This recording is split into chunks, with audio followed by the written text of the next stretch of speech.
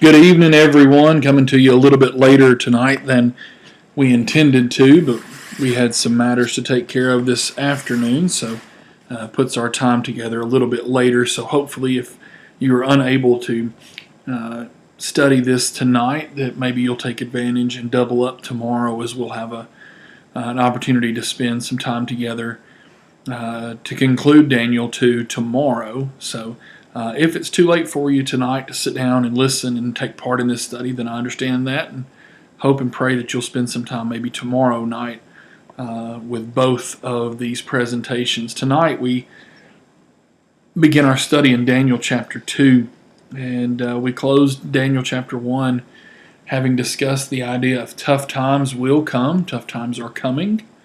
And for many today, the news of school being closed for the remainder of the year was tough to swallow. I know that even the kids who are probably excited about being out of school realized today that they were not going to be able to spend time with their classmates, with their teachers, with other people that they are used to seeing every day.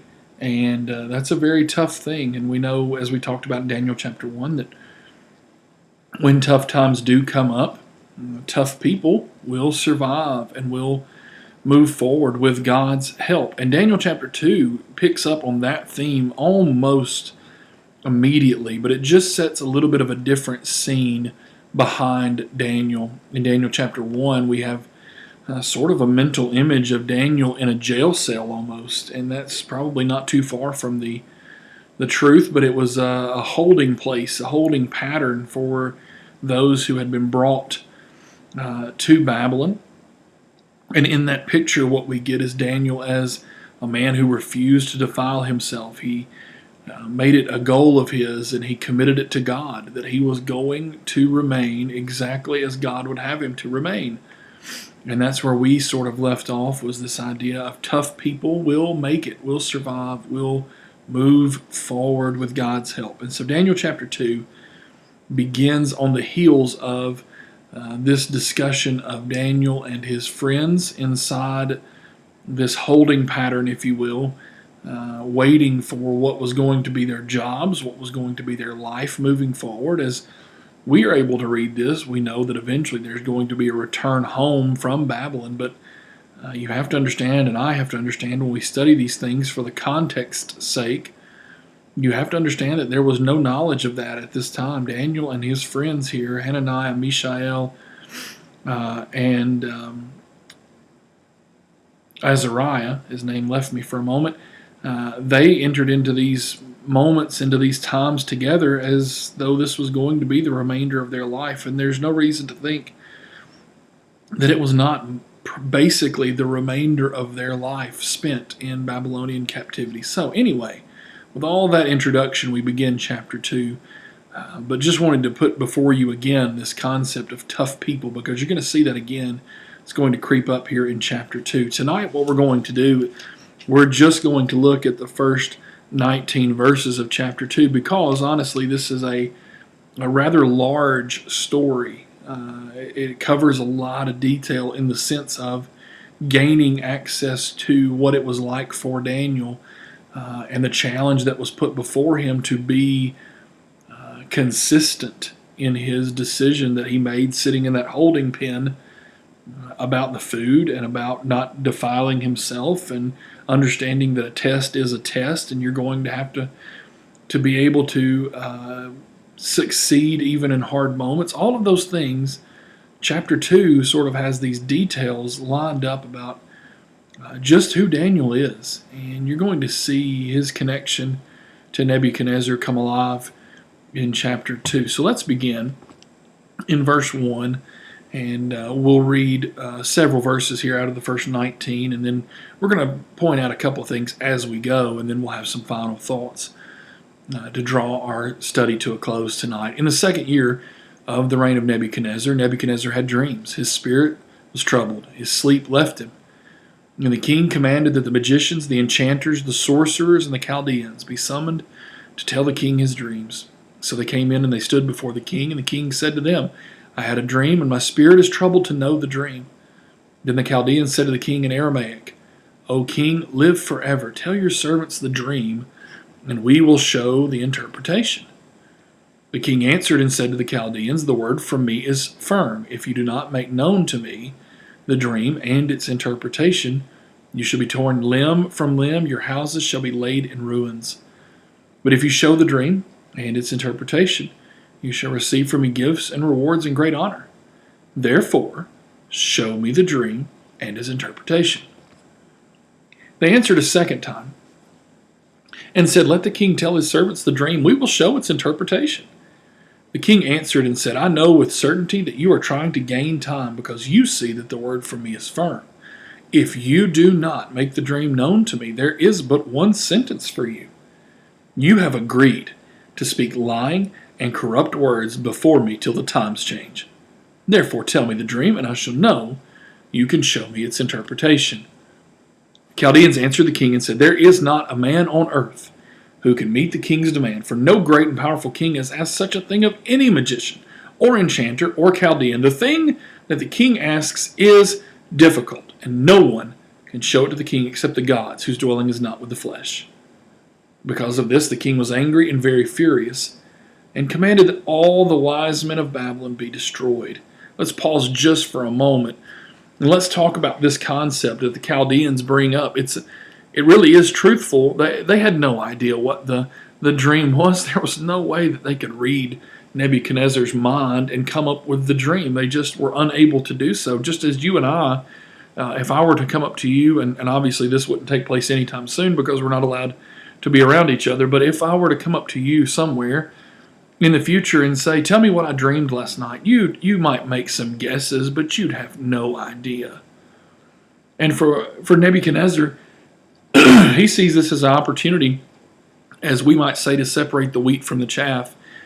There's no doubt in my mind as you read this context here that Nebuchadnezzar understands more than perhaps many kings would have understood. Many kings may have been sort of tricked, if you will, into revealing the dream, and then the Chaldeans could have made up any number of lies, any number of interpretations. If we back up just for a moment, if you look here in verse 9, you're going to see that Nebuchadnezzar says those exact things.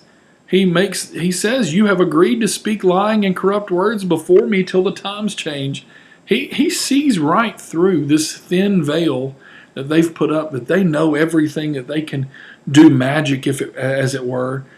And he calls them out on it. He says, "Okay, let's separate the wheat from the chaff. Let's indeed do that. And if you're really who you say you are, then you can tell me the dream. And not only that, but you can tell me the interpretation." And here's where sort of the loophole, if you will, or I guess the connection is.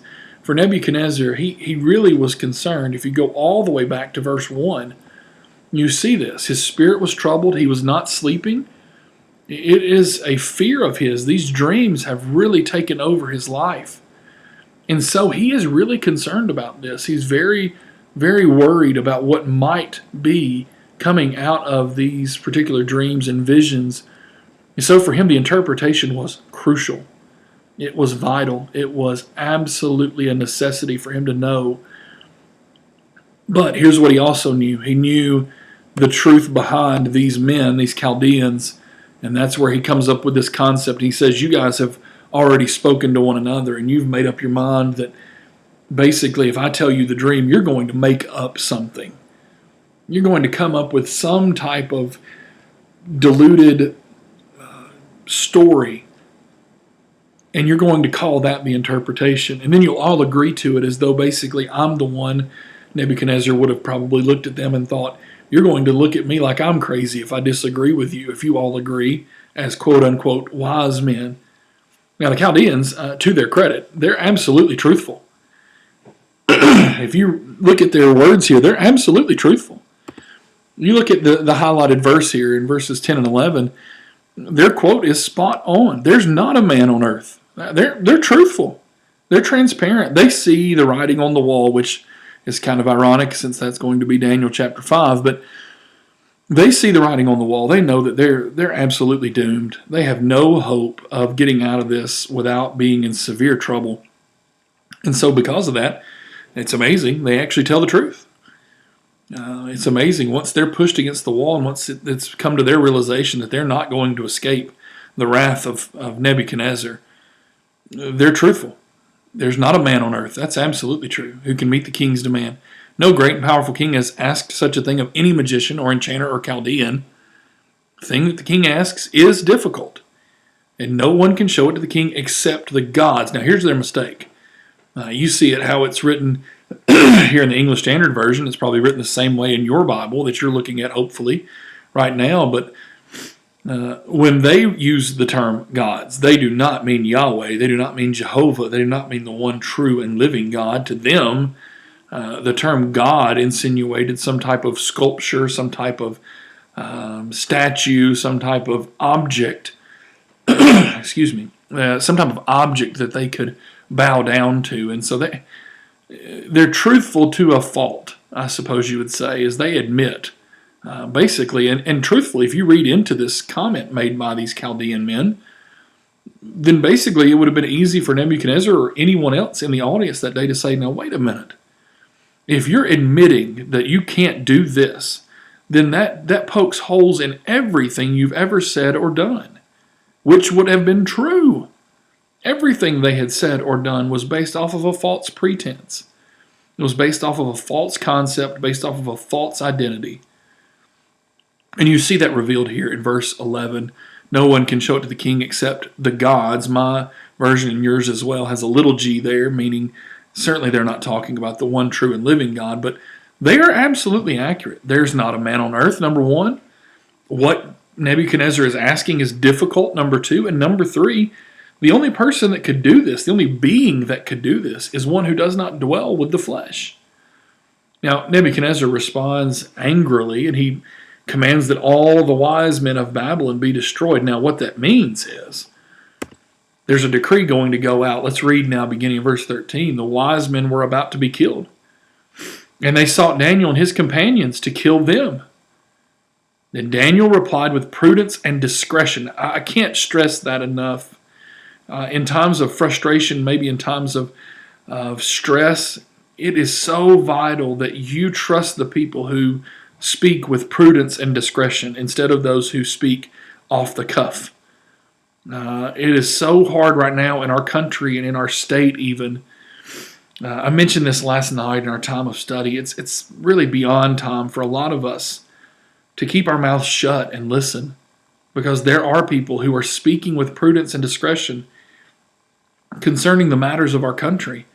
And unfortunately, we, and I include myself in this, we are shouting so loudly our opinions and our guesses that are founded on no information other than what we've read on the internet or heard somebody say in a news blurb somewhere. We're yelling so loudly that you can't even hear the people that are speaking with prudence and discretion. I can't stress that enough. You look at this in verse 14, that's exactly how Daniel approaches Arioch. Arioch is the man. He is the man who is coming. He is going to kill every wise man that he comes in contact with. And here's what Daniel says, verse 15. Why is the decree of the king so urgent? If you notice, he handles himself with prudence and discretion. He asks a question that is not an antagonistic question. It is just simply to find out information. And if you'll pay attention here, at the end of verse 15, Daniel doesn't have to say anything else. He allows Arioch to explain. And because of that, verse 16, Daniel, because of the way he handled himself, Daniel says, if I could just get a word with the king, I'll show him the interpretation. Now, if Daniel reacted in some sort of antagonistic or obnoxious way towards Arioch, the one who's in charge, Daniel would not have survived even that very moment. But because he is under control, again, the same words you see in verse 14, with prudence, discretion, Daniel is allowed some time. Verse 16, appoint him a time. And that's all he's doing. Now, here's the difference. Let's look at the difference right here. Verse 16, it says, because of Daniel handling the matter in which he did, Daniel is given time by Arioch to go and show the interpretation to the king. Now, if you backpedal, now I'm trying not to do this in such a speed that makes you dizzy here, but if you backpedal Look at verse 8. Look at what Nebuchadnezzar says. Now, he's been antagonized by these Chaldeans because they're not listening to what he's saying. They're arguing for more information. And the king says, I know with certainty you are trying to gain time. And because of their actions, they're not given any more time. But then you look at Daniel. Daniel, with prudence, discretion, again, is given time. And because of that time, I want you to look at how he used his time. Okay, this is a stressful time. There's no doubt about it. A stressful time. But I want you to look at what he does. Daniel went to his house, made the matter known to Hananiah, Mishael, and Azariah, his companions, told them to seek mercy from the God of heaven concerning this mystery, so that Daniel and his companions might not be destroyed with the rest of the wise men of Babylon. Then the mystery was revealed to Daniel in a vision of the night.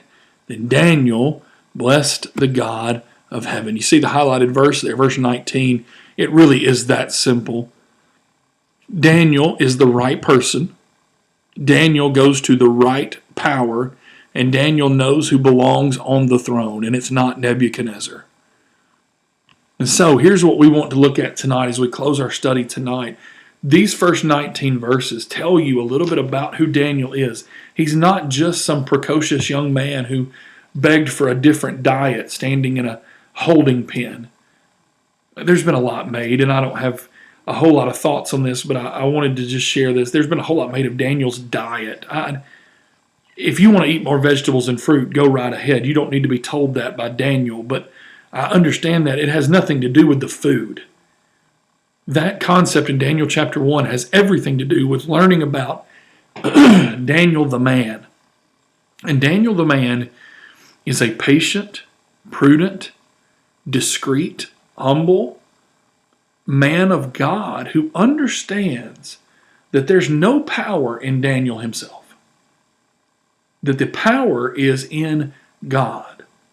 The power belongs to God, and the power comes from God. There is no power in the man Daniel, and I can't help but think that many of us need to hear that, especially in our time that we're in right now. It is odd, it is strange, it is unique, it is all of those things, but here's what we all can understand, and this has not changed from March the 1st, when we were all basically doing whatever we felt we wanted to do, whenever we wanted to do it, until March the 26th, when we're all sitting at home. School's not going to open the rest of the year, and our lives seem to be turned upside down. This is something that hasn't changed from day one to day last. That is, if you, as a follower of God, understand who belongs on the throne, understand whose power it is that you can tap into by looking at His Word, then you will not be the wrong person. You will be the exact right person. And what a beautiful thought to consider that you and I, as we go through life, as we go through these changing times, if you and I could consider ourselves to be the right person in these right moments, when we walk up to someone, when we're given the opportunity to speak via text or via these videos or via anything, given the opportunity to encourage someone rather than, you don't see Daniel asking and talking about the other wise men. You don't see Daniel asking or talking or trying to compare himself to the other wise men. What you see is you see Daniel look to the heavens and understand that with God, I will make it through. Yeah, you and I, here's the challenge until tomorrow night.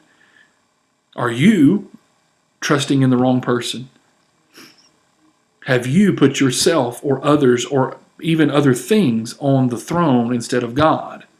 And are you seeking power from the wrong places? If so, then you're going to learn a lot from Daniel tomorrow night. As we pick up with verse 20 and we finish the chapter tomorrow night, you're going to see Daniel in an unbelievable, unprecedented show of strength and toughness as he stands before Nebuchadnezzar. I hope that you'll join us tomorrow night as we continue our study in Daniel chapter 2.